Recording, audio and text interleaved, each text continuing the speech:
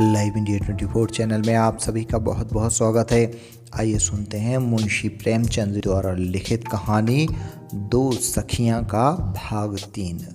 चंदा ने अपनी सहेली को पत्र लिखा। प्यारी पद्मा, तुम्हारा पत्र पढ़कर मुझे कुछ दुख हुआ, कुछ हंसी आई, कुछ क्रोध आया।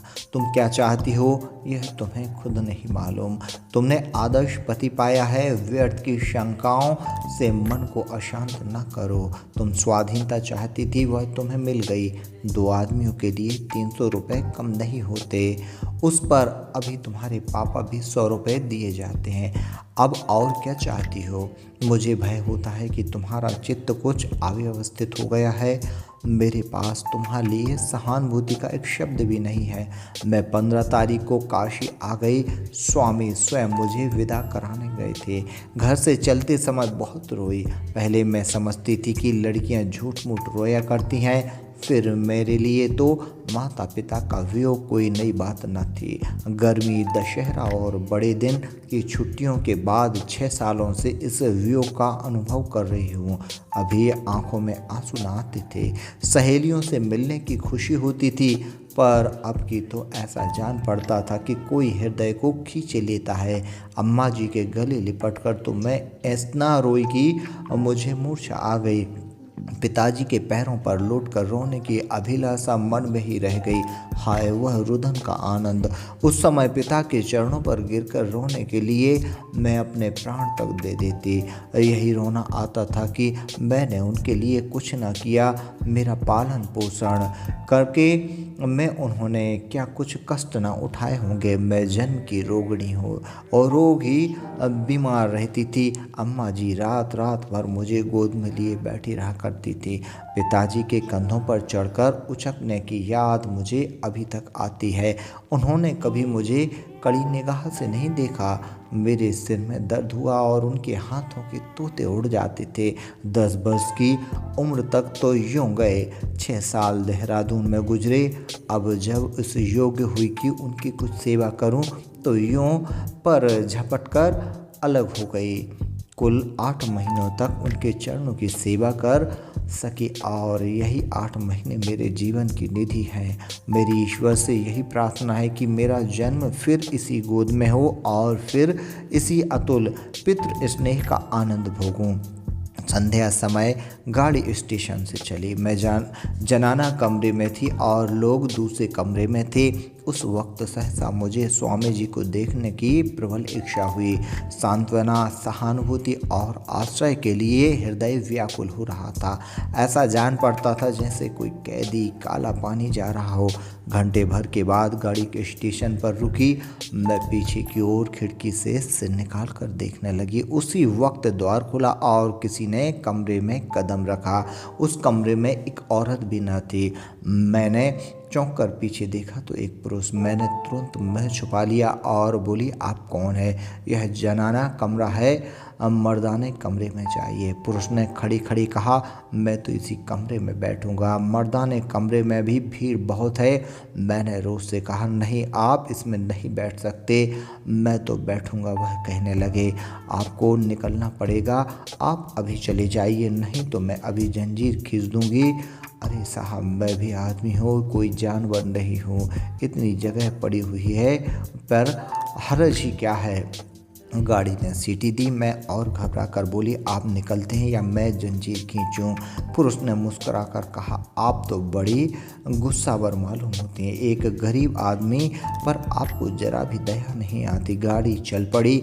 मारे क्रोध और लज्जा के मुझे पसीना आ गया। मैंने फौरन द्वार खोल दिया और बोली, अच्छी बात है, आप बैठिए, मैं ही जाती हूँ। बहन, मैं सच कहती हूँ, मुझे उस वक्त तो लेश मात्र भी भय न था। जानती थी गिरते ही मर जाऊंगी, पर एक अजनबी के साथ अकेले बैठने से मर जाना अच्छा था। मैंने एक पैर लटकाया ही था कि उस पुरुष ने मेरी बाह पकड़ लिया और अंदर खींचता हुआ बोला, अब तक तो आपने मुझे काले पानी भेजने का सामान कर दिया था। यहाँ और कोई तो है नहीं, फिर आप इतना क्यों घबराती हैं? बैठिए, जरा हंसिए, बोलिए। अगले स्टेशन पर मैं उतर जाऊँगा। इतनी देर तक कृपा कटाक्ष से वंचित न कीजिए। आपको देखकर दिल काबू से बाहर हुआ जाता है। क्यों एक गरीब का खून सिर पर लीजिएगा? मैंने झपट कर अपना हाथ छुड़ा लिया। सारी देह कांपने लगी, आंखों में आंसू भर आए। उस वक्त अगर मेरे पास कोई छुरी या कटार होती तो मैंने ज़रूर उसे निकाल लिया होता और मुड़ने मारने को तैयार हो गई होती, मगर इस दशा में क्रोध से और चबाने के सिवा और क्या करते। आखिर झल्लाना व्यर्थ समझकर मैंने सावधान होने की चेष्टा करके कहा, आप कौन हैं? उसने उसी ढिठाई से कहा, तुम्हारे प्रेम का इच्छुक। आप तो मजाक करते हैं, सच बतलाइए। सच बता रहा हूँ, तुम्हारा आशिक हूँ। अगर आप मेरे आशिक हैं तो कम से कम इतनी बात मानिए कि अगले स्टेशन पर उतर जाइए। मुझे बदनाम करके आप कुछ न पाएंगे। मुझ पर इतनी दया कीजिए। मैंने हाथ जोड़कर यह बात कही, मेरा गला भी भर आया था।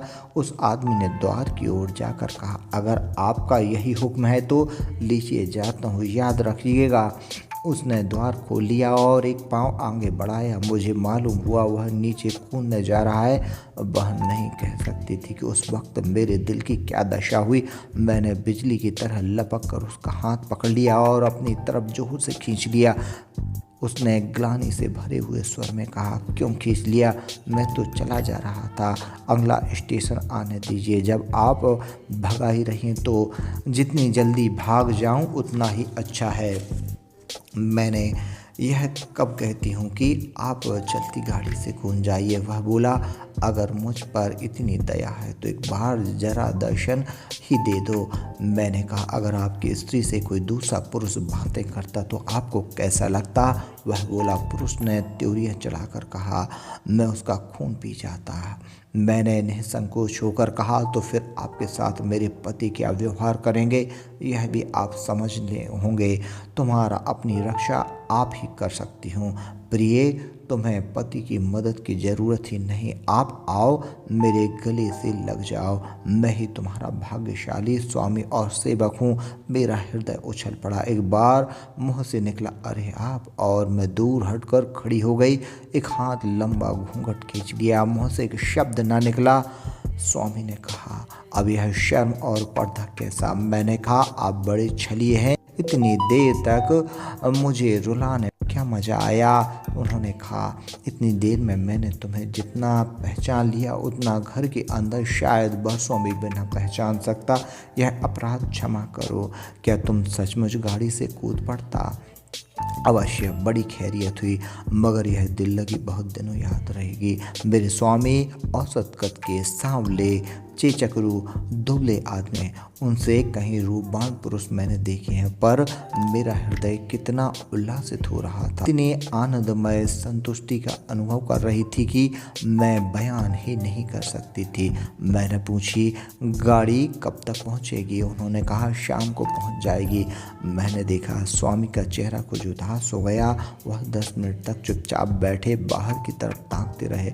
मैंने उन्हें केवल बात में लगाने ही के लिए एक अनावश्यक प्रश्न पूछा था, पर अब भी जब वह न बोले तो मैंने फिर न छेड़ा। पानदान खोलकर पान बनाने लगी। सहसा उन्होंने कहा, चंदा, एक बात कहूँ? मैंने कहा, हाँ हाँ, शौक से कहिए। उन्होंने सिर झुकाकर शर्माते हुआ, मैं जानता कि तुम इतनी रूपवती हो तो मैं तुमसे विवाह न करता। अब तुम्हें देखकर मुझे मालूम हो रहा है कि मैंने तुम्हारे साथ अन्याय किया है। मैं किसी तरह तुम्हारे योग्य न था। मैंने पान का बीड़ा देते हुए कहा, ऐसी बातें न कीजिए। आप जैसे हैं मेरे सर्वस्व हैं। मैं आपकी दासी बनकर अपने भाग्य को धन्य मानती हूँ। दूसरा स्टेशन आ गया। गाड़ी रुकी, स्वामी चले गए। जब जब गाड़ी रुकती थी वह आकर 2-4 बातें कर जाते थे। शाम को हम लोग बनारस पहुंच गए। मकान एक गली में और मेरे घर से बहुत छोटा था। इन कई दिनों में यह भी मालूम हो रहा था कि मासाजी स्वभाव की रूखी हैं, लेकिन अभी किसी के बारे में कुछ नहीं कह सकती। संभव है मुझे भ्रम हो रहा हो, फिर लिखूंगी। मुझे कितनी चिंता नहीं कि घर कैसा है, आर्थिक दशा कैसी है, सास ससुर कैसे हैं। मेरी इच्छा है कि यहाँ सभी मुझसे खुश रहें। पतिदेव को मुझसे प्रेम है, यह मेरे लिए काफ़ी है। मुझे और किसी बात की परवाह नहीं। तुम्हारे बहनोई का मेरे पास बार बार आना सास जी को अच्छा नहीं लगता। वह समझती है कहीं यह सिर न चढ़ जाए। क्यों मुझ पर उनकी यह कृपा और कह नहीं सकती, पर इतना जानती हूँ कि वह अगर उस बात को से नाराज़ होती हैं तो हमारे ही भले के लिए। वह ऐसी कोई बात क्यों करेंगी जिसमें हमारा चित्त ना हो, हमारा हित ना हो। अपनी संतान का अहित कोई माता नहीं कर सकती। मुझ में कोई बुराई उन्हें नज़र आई होगी 2-4 दिन में आप ही मालूम हो जाएगा। अपने यहाँ से समाचार लिखना। जवाब की आशा 1 महीने के पहले तो है नहीं। यूँ तुम्हारी खुशी, तुम्हारी चंदा।